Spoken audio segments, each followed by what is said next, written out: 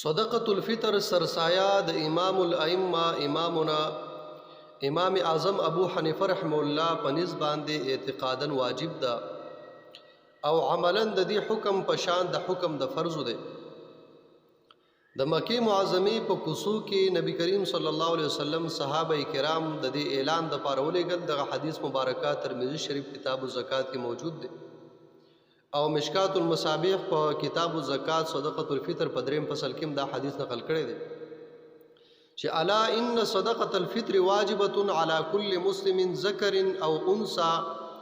حر او عبد صغیر او کبیر. چې تاسو دا اعلان وکړئ چې خبردار سرسایه صدقۃ الفطر په هر مسلمان باندې واجب ده، کدا نارینه او که زنانه، کدا ماشومی، کلوی، که غلامی او که آزاد. د سرسایي مثال داسې دی لکه مانځه کې چې کله یو انسان واجب پرېږدي د مانځه کې غلطي راشي، د هغې جبري دپاره د سهو کوي نو په هغې باندې د د غلطي چې ده نو دا پټه شي، مکمل شي. دغه رنګې روژه دا تراویح دی، عبادت دی، په دې کې مسلمان د کوشش او د احتیاط باوجود عاجز دی،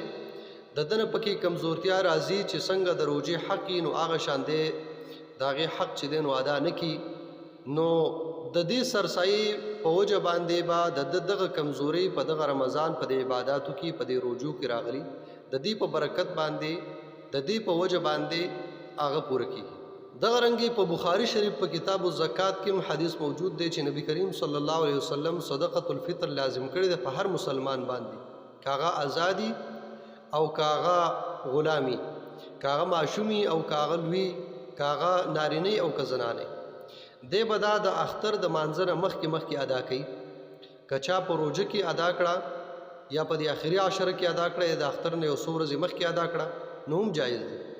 صدقۃ الفطر مقدار څه دی دا به د څومره ورکوي، نو د دې مقدار چې کوم نبی کریم صلی الله علیه وسلم مقرر کړی دی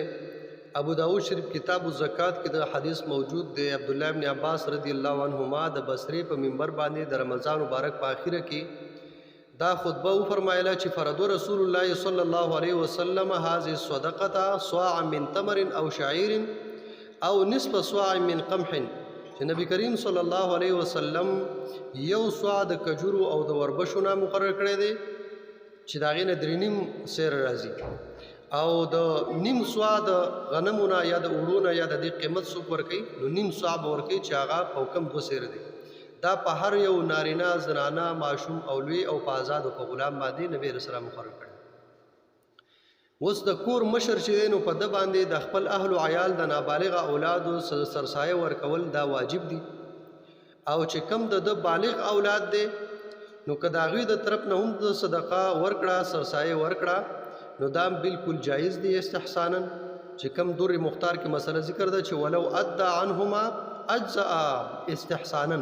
چې استحسانا ځکه چې عادت هم دغه دی چې دا د دوی سره شمارل کېږي، نو که دوی ورکړه په غیر د اجازت نه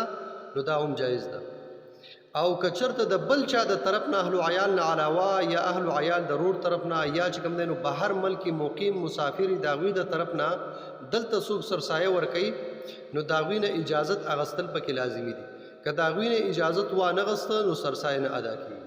او پاتې شو دا مسله چې په بهر ملک کم مسافر دوستان ملګري دي او هغوی سرسایه ورکوي، نو د هغوی د سرسایه د ورکولو څه طریقه ده، هغوی به څنګه سرسایه ادا کوي. نو دا مسله دا د ساتي چې په سرسایه ورکولو کې د سرسایه ادا کوونکي لره اعتبار دی. که دا سرسایه ادا کوونکی کس په پاکستان کې نو د دلته د پاکستان په حساب باندې ورکوي او د هغوی نه به اجازت اخلي، نو د دغه مسافرو سرسایه په پاکستان کې نور ملکونو نه چې کم مسافري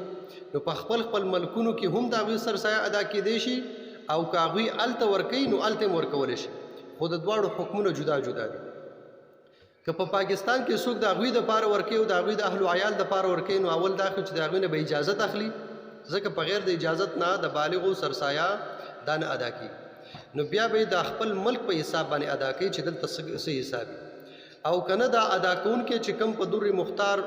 او شامی وغیره کې دا کوم مسله ذکر ده چې د امام محمد سے په نسبت باندې او دا وهو الاصح دغه صحیح مسله ده چې والمعتبرة فی الفطر مکان المؤدی، چې په صدقۃ الفطر کې با دا د ادا کون کې کسر اعتباری کا ادا کوونکي په بهر ملک او الته کې د صدقه فطر ادا کوي او اختر هم الته کوي او صدقه الفطر هم الته ادا کوي نو بیا په د باندې خپل سرسایم او خپل د نابالغ بچو سرسایم په د باندې الته واجب ده د اغه په حساب به ورکي بیا که الته ورکي او کنه هغه پیسې خپل ملک ته رالېږي الته تقسیمي خو په د باندې بیا د هغه ملک موافق سرسایه ورکول لازمي او که د په اجازه باندې د سرسایه هم او د اولاد سرسایه هم په خپل ملکونو کې ورکول غواړي نو بیا به د خپل ملک په حساب باندې ورکول شي